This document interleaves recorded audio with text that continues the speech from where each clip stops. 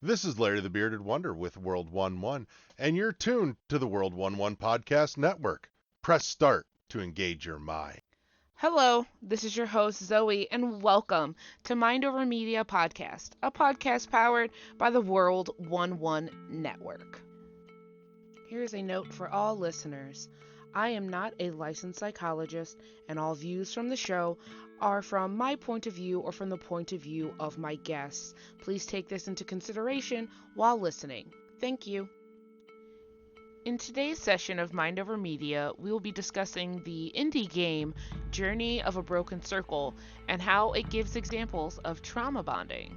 So, take a seat, relax, as we get ready to blow our minds.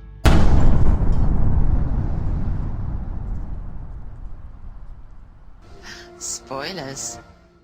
As previously stated, there are spoilers ahead. While we try not to reveal everything about the media we cover, there are spoilers about the content. Keep that in mind as you enjoy today's show.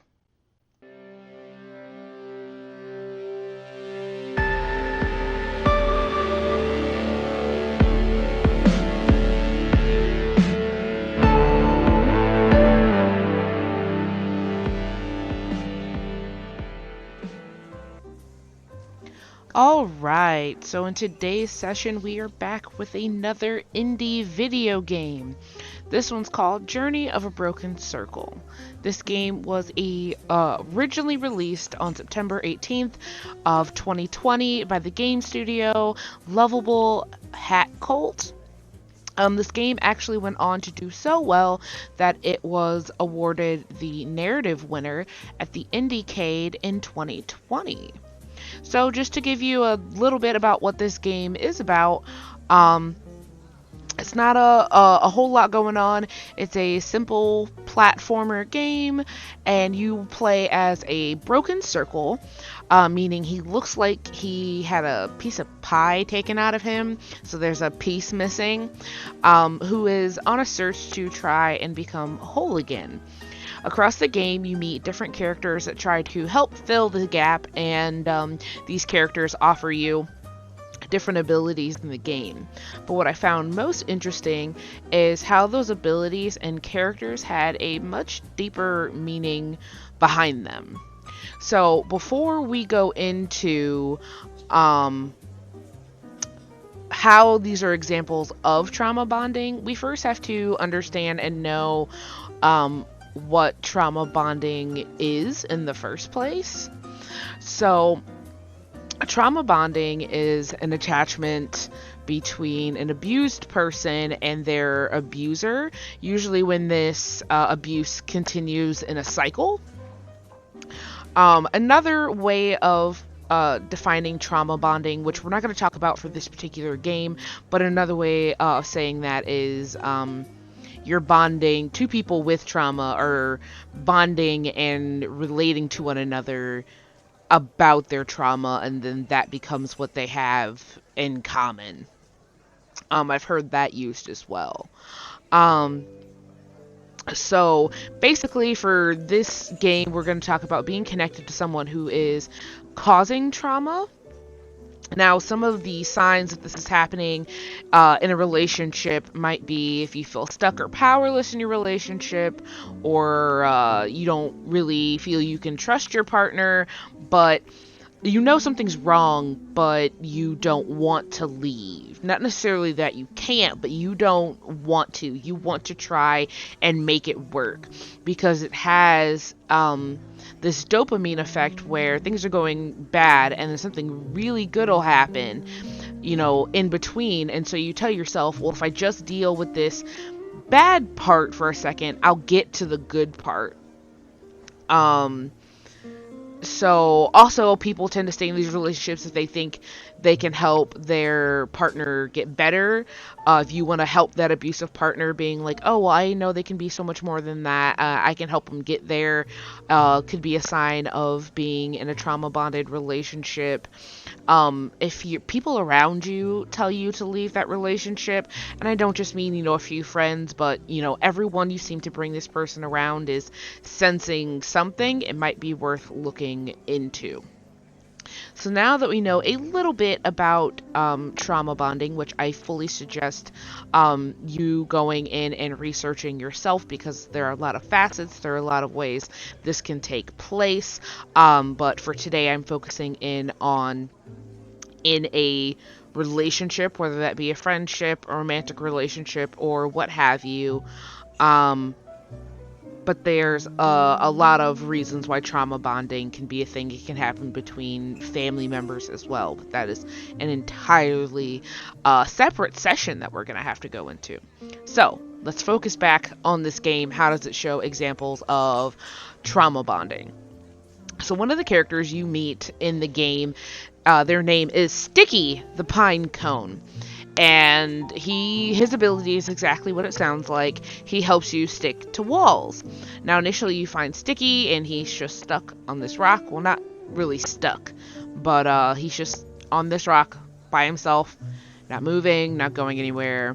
And Circle says, hey, come with me. And he basically kind of has this, like, yeah, I guess so attitude.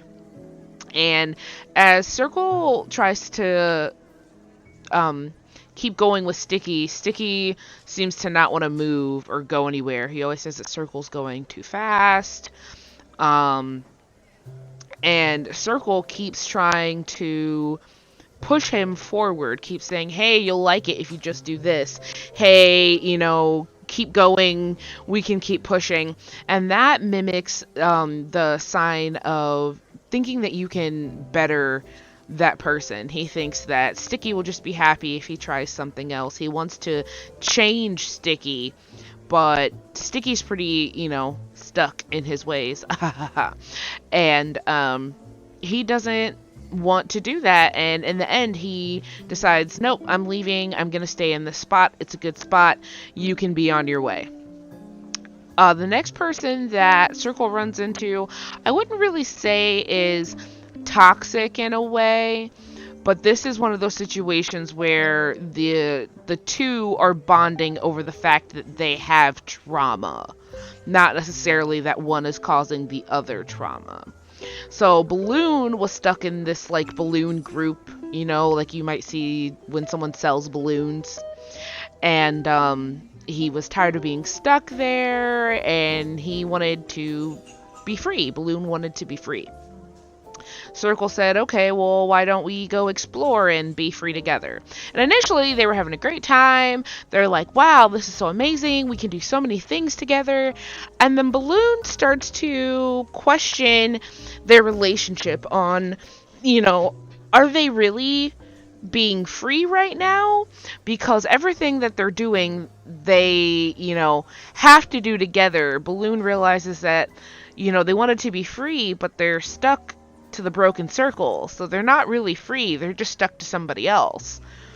And they start to realize that their relationship is very codependent, and Circle, of course, doesn't want Balloon to leave, because they don't know what they're going to do if Balloon leaves, because they have very little self-worth, but we're going to get into that in a moment. But Balloon says, hey, this is for the best for the both of us, and Balloon decides to go off on their own. Now, the next piece that you run into, I thought was interestingly named. The name of the character is Perfect. And instead of being a balloon or a pine cone that's kind of shaped like the missing piece, this Perfect character literally is the missing piece. Matches with him perfectly, fits into the spot. It looks like a piece of pie. And when you get Perfect, it's like, man, life is great. He's able to zoom really fast. He can do all these cool tricks. But then he realizes that Perfect is moving too fast, and he can't enjoy what's going on around him. So Perfect wasn't so perfect after all. And, I just thought it was interesting that this piece was named Perfect. You thought that this would be the best thing for him, but it's not. It's exactly what he has been, what the Broken Circle's been looking for this whole time. But even then, it still wasn't perfect. And actually, in the end of that partnership, the Broken Circle actually ends up leaving the perfect piece. And I think all of this circles back to how Circle is taking part in this trauma bonding. So, like I said, he thought perfect was what he needed, but he realizes that isn't it. And he finds out why at the end of the game. Because like I said earlier, Circle doesn't have a whole lot of self-worth. He's like, oh, I'm broken. Nobody wants me. I don't have a purpose. I need to find somebody to fill this gap so I have a purpose. So that was, problem number one, because you can't find your purpose in somebody else. You gotta have, your own self-worth. You can't let other people give you your worth. Because that's just going to lead down to a road of disaster if you're constantly looking for someone else to validate your existence. Also, in between each partnership, when they split, Circle goes through this immense depression, which is represented to him falling into these caves, very much like the depression section in the Grist game we talked about before. And every time he goes down there, there's this black mist that's telling him, you're nothing, you'll never be nothing, no one wants you, it's your fault that they left. And this is that negative thinking that comes in trauma bonding, where everything that's going wrong you blame on yourself. It's never the fault of the person who did you wrong. It's always your fault. And every time you encounter this black mist, you run away from it and you get away from it. But in the end, you finally face it and you realize you're okay and that you didn't need to run this whole time and find somebody else to, protect you from that or keep you from facing that. And in the end, he learns that he only needs himself to be happy and that he gives himself purpose. He learns to just be happy with being a broken circle, and that's perfectly fine. In the end, he actually meets up with an entirely different shape. They're not broken or anything, but not a character who could fill the space, and they go off happily together. So, I know there was a lot that I put into your minds over these last few minutes, but I really do advise people to play this game. It is available currently on all platforms. Besides just the deeper meaning that you find with trauma bonding, it takes a look at existentialism as well. There are some other characters that show up in the game that I did not mention who are very good analogies for other mental health situations. But I decided to focus on this, being that this was the main goal of the game. But it's really therapeutic in a way. It reminds me a lot of Grist, actually. It's got good visuals, good music. It's kind of just nice, chill background music. The visuals are very simplistic, and it's a fun little game to play, and I advise everyone to do that. So remember that the name of the game is Journey of a Broken Circle, and it is available on all platforms.